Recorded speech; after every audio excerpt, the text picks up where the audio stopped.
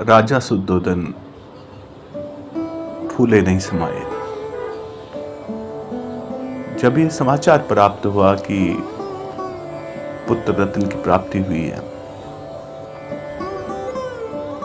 सबसे आश्चर्य की बात यह थी कि रानी प्रसव पीड़ा से मुक्त होकर, और जब प्रसव भी हो रहा था उस वक्त रानी को पीड़ा महसूस नहीं हुई। रानी को पता ही नहीं चला कि प्रसव पीड़ा क्या।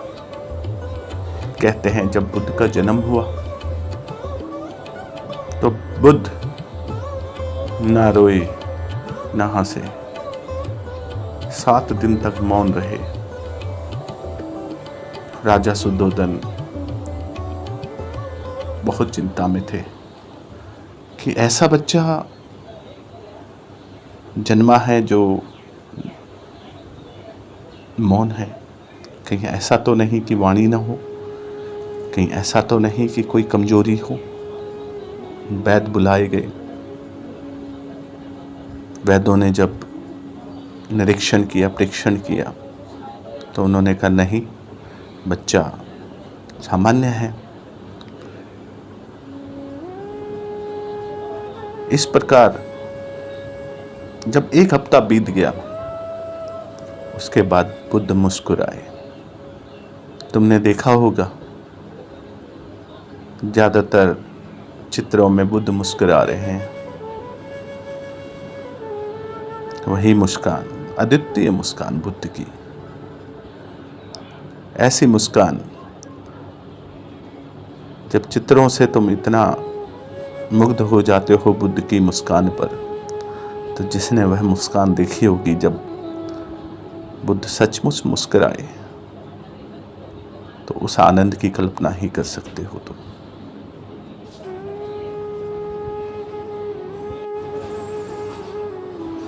एक बहुत बड़े महात्मा थे जो हिमालय में तपस्या करते थे। राजा शुद्धोधन की बड़ी आस्था थी उन पर, लेकिन उन ऋषि मुनि की एक बड़ी खासियत थी कि वो कभी भी हिमालय से नीचे नहीं उतरते थे। जब भी राजा शुद्धोधन को दर्शन की प्यास होती तो स्वयं हिमालय की तरफ जाते, उनके दर्शन करते। एक दिन अचानक देखा कि वही संत, वही ऋषि मुनि पूरी जमात के साथ, पूरे अपने कुनबे के साथ महल पधारे।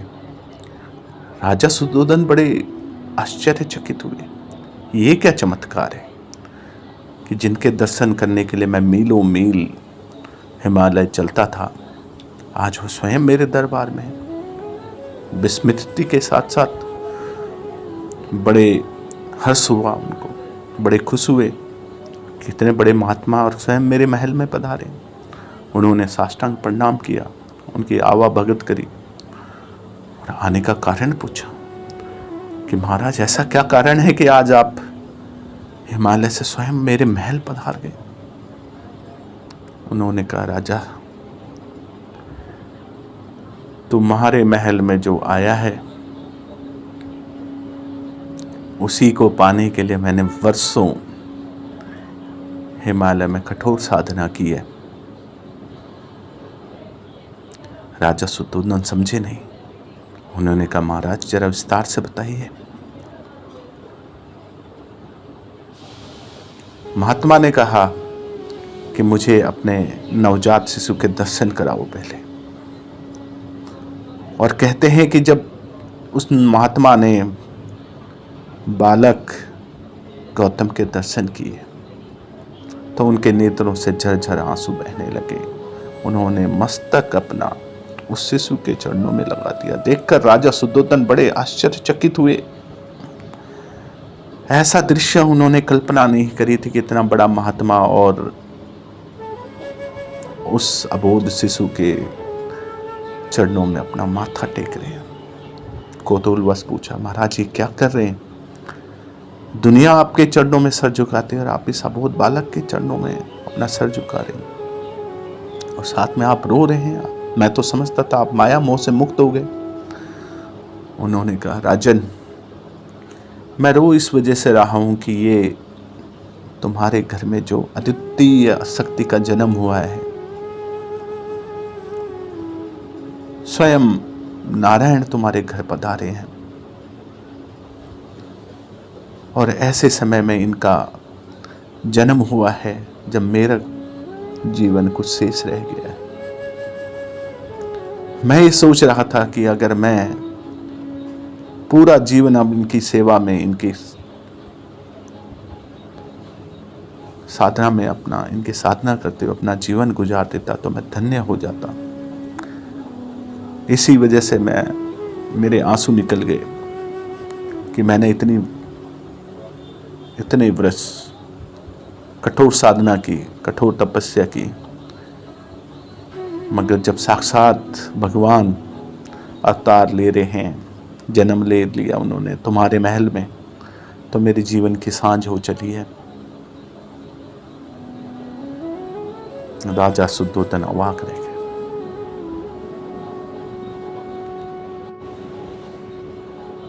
अगले दिन राजा शुद्धोधन दरबार में बैठे हुए तो जितने भी पंडित हैं, महात्मा हैं, ज्योतिषाचार्य हैं, उनको बुलाया गया।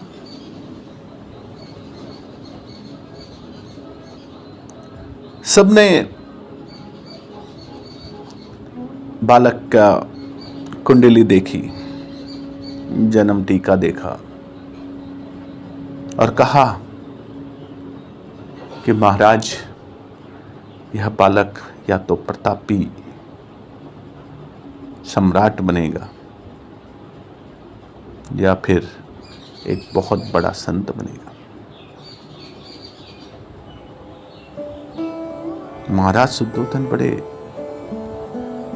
आश्चर्यचकित हुए कि ये सब महात्मा, जितने भी ज्योतिषाचार्य थे, पंडित थे, सबका एक ही कहना था। सिर्फ एक पंडित वहां पे मौन था।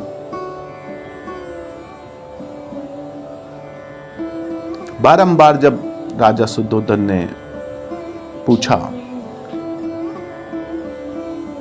कि हे विप्र, आप क्यों मौन हैं, उन्होंने कहा, महाराज, मुझे पता है कि यह बालक बहुत बड़ा संत बनेगा।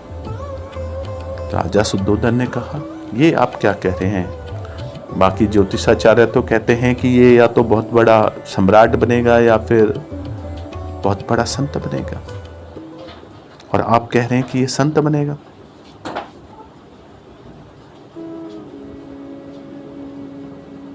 ब्राह्मण बोला, मेरा तो मत एक ही है, और जो मैंने स्वयं अनुभव किया है और जो मैंने जन्मपत्री में जो इनका भाग्य देखा है, जिस तरह के इनके ग्रह स्थिति है, वह इंगित करता है कि ये एक महान महान संत बनेंगे। अब राजा शुद्धोधन बड़े चिंता की मुद्रा में आ गए, क्योंकि जब तक उनको ये सुनने में आया कि या तो महान संत बनेंगे या महान राजा बनेंगे, तो उन्हें विश्वास था कि उनका पुत्र जो है एक महान सम्राट बनेगा, क्योंकि वो स्वयं राजा थे। तो एक राजा अपने पुत्र से क्या चाहता है कि वो प्रतापी सम्राट बने। जो उनके हाथ में था कि वो अपने बेटे का लालन पोषण इस तरह से करें कि वो महान सम्राट बने। लेकिन जैसे ही एक ब्राह्मण द्वारा यह कहा गया कि ये संत बनेंगे, तो उनकी चिंता स्वाभाविक थी।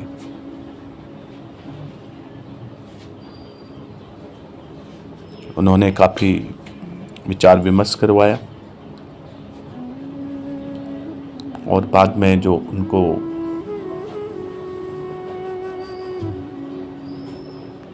विचार आया वो ये आया कि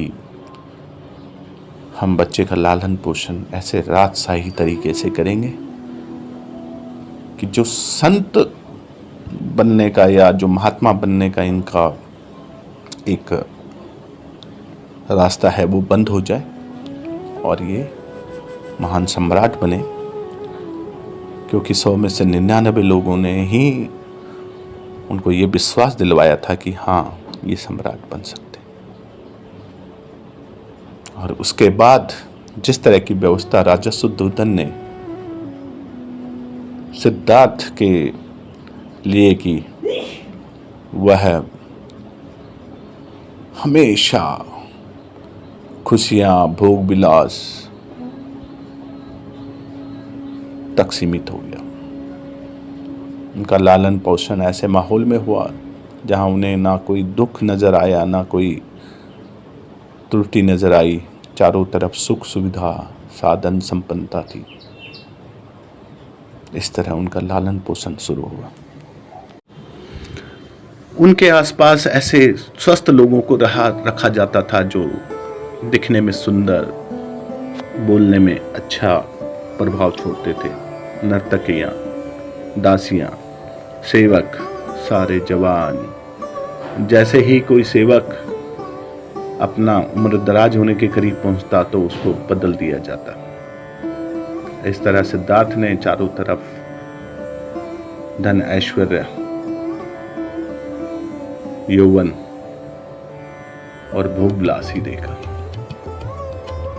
लेकिन भाग्य क्या जो लेखा है वो कौन बदल सकता है। संयोग से एक दिन नगर भ्रमण करते हुए उन्होंने देखा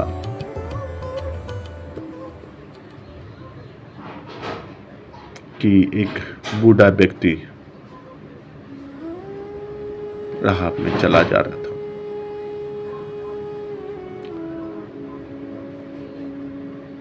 सिद्धार्थ बड़ा आश्चर्यचकित हुआ। कोचवान से पूछा कि ये कौन है, इसकी ये हालत कैसे हुई। कोचवान डरा। शाही फरमान था कि कुछ ऐसा ना कहा जाए जिससे उसके मन में वैराग्य उत्पन्न हो। मगर स्थिति ऐसी थी कि तत्क्षण अगर वह जवाब नहीं देता तो कुछ अनिष्ट होने की आशंका उसके मन में घर कर गई। तो उसने कहा, प्रभु, ये मनुष्य ही है, यह वृद्ध हो चला है। सिद्धार्थ ने पूछा, वृद्ध हो चला? ये वृद्ध?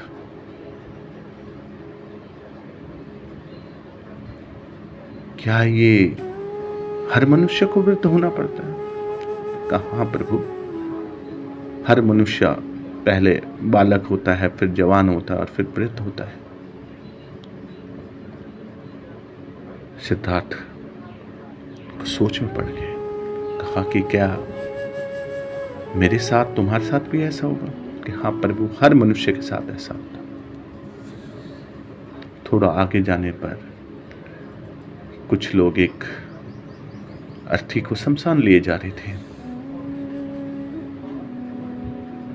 सिद्धार्थ ने कोचवान से पूछा कि ये किसको ले जा रहे हैं, कहां ले जा रहे हैं? कोचवान एक सत्य तो कह ही चुका था, उसको कोई डर नहीं था। एक सत्य की जो उसको कीमत चुकानी पड़ती, दो सत्य की और अनेक सत्यों की कीमत वही हो सकती थी। अतः उसने कहा, महाराज, प्रभु, ये व्यक्ति वृद्ध होकर मर गया है, मृत्यु आ गई, अतः इसको शमशान की तरफ ले जा रहे हैं, इसका शरीर नष्ट किया जाएगा। सिद्धार्थ ने कहा कि क्या हर शरीर की यही स्थिति होगी? कि हाँ महाराज, जैसे मैंने कहा कि पहले शिशु, फिर बालक, फिर यौवन और फिर वृद्धावस्था, और वृद्धावस्था के बाद ये स्थिति आती है।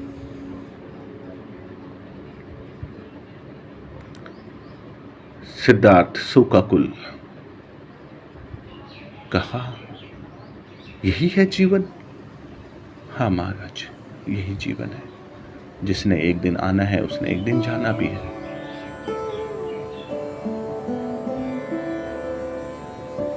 हर व्यक्ति, किसी भी जीव का जन्म होने से पहले उसकी मृत्यु जो है अटल हो जाती है। मृत्यु शाश्वत है। ये पहला ज्ञान कोचवान के द्वारा सिद्धार्थ को प्राप्त हुआ। उन्होंने कोचवान के आगे सर अपना रख दिया, झुका दिया, क्योंकि ऐसा ज्ञान तो एक गुरु ही दे सकता है। अतः सिद्धार्थ के जो पहला गुरु थे वो उनका कोचवान था। अब सिद्धार्थ महलाए तो जो भोग विलास साधन वैभव अब उनको भाता नहीं था। हमेशा चिंता में मग्न रहते थे। सोचते थे कि किस तरह अगर एक दिन चले ही जाना है तो किस तरह इस जीवन को सफल बनाया जा सकता है।